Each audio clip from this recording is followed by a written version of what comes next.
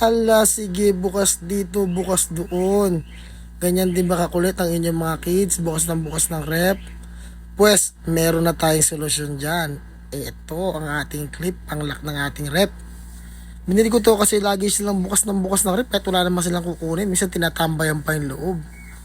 So ito, napakadali nga na pala install nito. Ayan nga pala yung lock niya. I-press nyo lang yan, press down, then para ma-slide yung kanyang lock.